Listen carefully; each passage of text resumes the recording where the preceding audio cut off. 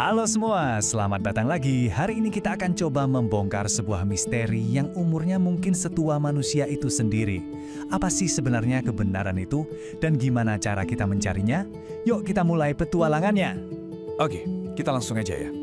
Pernah nggak sih Anda benar-benar berhenti sejenak dan berpikir, sebenarnya apa itu kebenaran? Kedengarannya simpel, tapi pertanyaannya ini, jawabannya bisa dalam dan rumit banget. Sejak dulu, pikiran manusia itu selalu dalam sebuah pencarian besar untuk memahami dunia di sekitar kita. Kita terus-menerus bergulat dengan pertanyaan-pertanyaan besar. Anggap aja kita semua ini lagi ikut perburuan harta karun terbesar sepanjang masa, di mana hadiah utamanya adalah pemahaman. Dan harta karun yang kita cari itu, kita sebut saja kebenaran. Sebuah konsep yang didambakan semua orang. Tapi pertanyaannya, gimana cara kita menemukannya? Nah, dalam setiap perburuan harta karun, hal yang paling krusial apa coba? Peta kan? Nah, untuk menemukan kebenaran, kita juga mengandalkan berbagai jenis peta. Dan jenis peta yang Anda pakai, itu bakal sangat menentukan kemana Anda akan pergi dan apa yang akan Anda temukan di akhir perjalanan. Secara garis besar, ada dua jenis peta utama nih yang digunakan manusia dalam pencarian ini. Mari kita bedah keduanya. Di satu sisi, kita punya peta non-ilmiah. Peta ini dipandu oleh perasaan, keyakinan, intuisi, dan pengalaman pribadi. Jadi ya, sifatnya sangat subjektif. Di sisi lain ada peta ilmiah, yang ini beda, panduannya itu logika dan bukti, sistematis, berdasarkan data dan pengujian yang ketat, sifatnya objektif dan universal. Nah, ini bagian yang menarik. Peta pribadi Anda yang non-ilmiah itu tentu sangat berharga bagi Anda. Itu adalah kebenaran versi Anda. Tapi pertanyaannya adalah, bisakah peta yang sama memandu orang lain untuk menemukan harta karun yang persis sama di tempat yang sama? Seringkali nggak bisa, karena peta itu unik untuk setiap individu. Oke, jadi kalau peta pribadi nggak bisa diandalkan semua orang, gimana dong caranya kita membuat peta yang bisa diikuti siapa saja? Untuk menjawabnya, mari kita lihat kisah Archimedes, seorang pemikir hebat yang berhasil menciptakan semacam cetak biru untuk kebenaran universal. Kisah ini dimulai dengan sebuah pertanyaan yang kelihatannya sepele, yang menggelitik pikiran Archimedes. Kenapa ya? Benda-benda kok rasanya jadi lebih enteng kalau di dalam air? Mungkin Anda juga pernah kepikiran hal yang sama kan pas lagi berenang? Dan disinilah momen legendaris itu terjadi. Waktu dia lagi mandi, dia perhatikan air di bak mandinya meluap pas dia masuk. Tiba-tiba, klik! Sebuah ide cemerlang muncul di kepalanya. Saking senengnya, dia sampai lari keluar sambil teriak, Eureka! Yang artinya, aku telah menemukannya. Tapi, dengerin baik-baik, momen Eureka ini, pengalaman pribadinya di bak mandi, itu baru titik awalnya saja.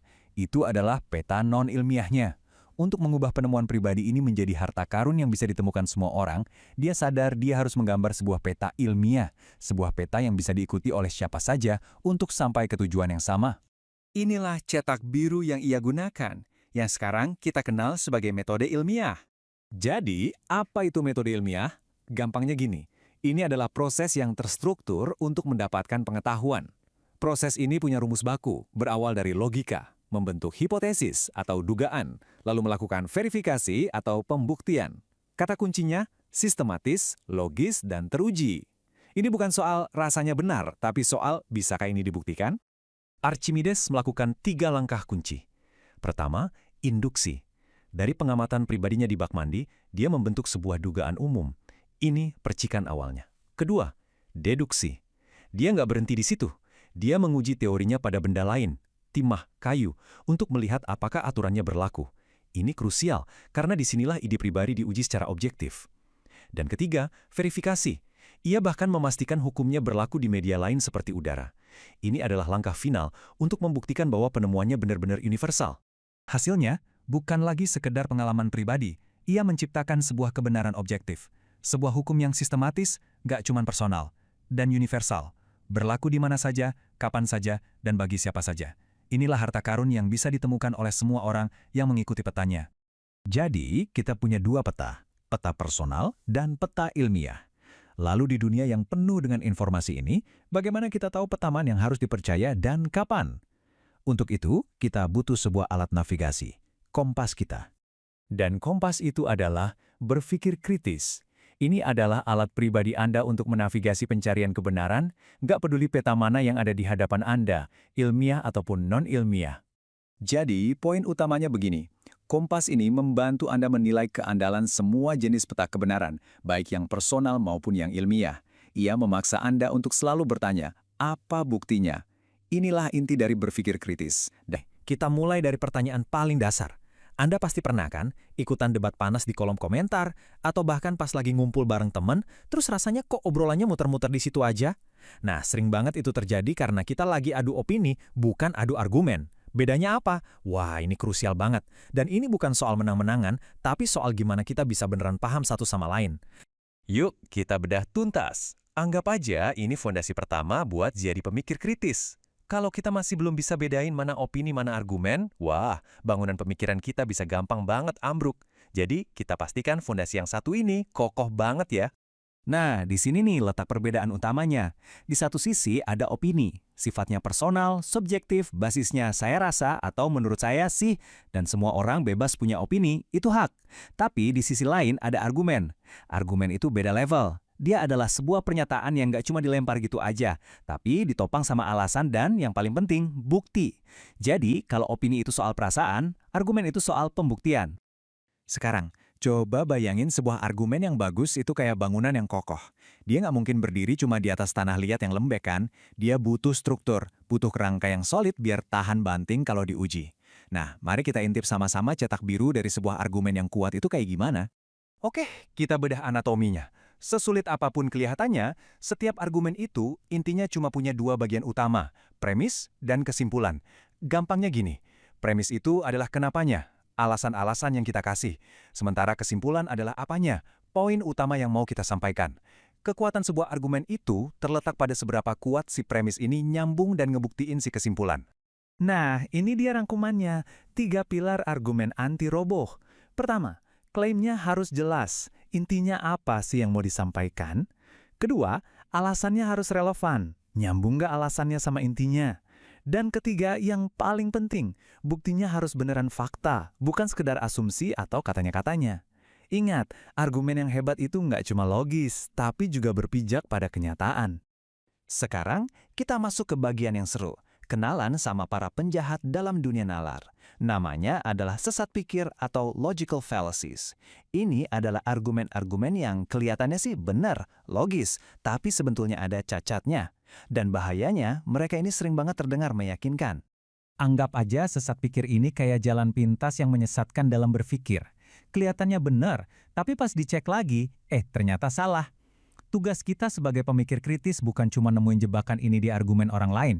Yang lebih menantang adalah menyadari kalau kita sendiri ternyata sering kejebak di dalamnya.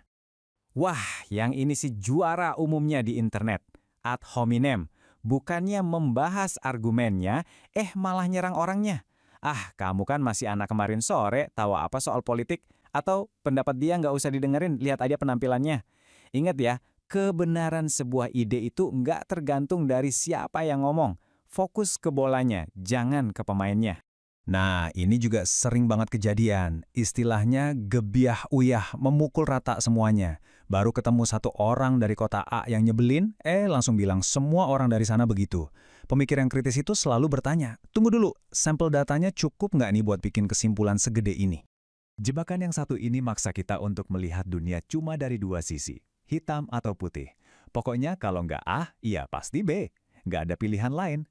Padahal kan di dunia nyata pilihannya seringkali ada banyak, ada abu-abunya. Jadi kalau Anda dengar argumen yang polanya, pilih ini atau kiamat, nah hati-hati, itu lampu kuning tanda adanya dilema palsu.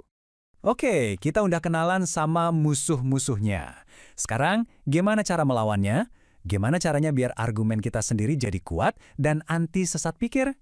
Yuk kita buka kotak peralatan kita. Ini dia senjatanya, 3 langkah super praktis yang bisa langsung Anda pakai. Pertama, identifikasi. Coba perteli argumennya, apa sih intinya dan apa aja alasannya. Kedua, evaluasi. Cek buktinya. Beneran fakta? Sumbernya bisa dipercaya nggak? Ketiga, waspadai. Coba intip, ada nggak sih permainan emosi atau bias pribadi yang diselipkan di argumen itu? 3 langkah ini sederhana tapi ampuh banget. Pada akhirnya, ini semua bukan cuma soal jago debat loh. Menguasai nalar itu adalah kemampuan dasar untuk mengambil keputusan yang lebih baik dalam hidup. Dari mulai milih kerjaan, ngatur keuangan, sampai menentukan sikap kita terhadap isu-isu penting. Ini adalah soal kemerdekaan berpikir, kekuatan untuk berpikir bagi diri sendiri. Jadi, saya mau kasih Anda tantangan.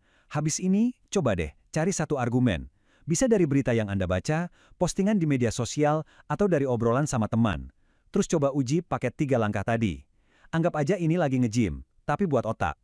Yuk, mulai latih otot nalar Anda hari ini juga. Kira-kira, apa yang bakal Anda temukan?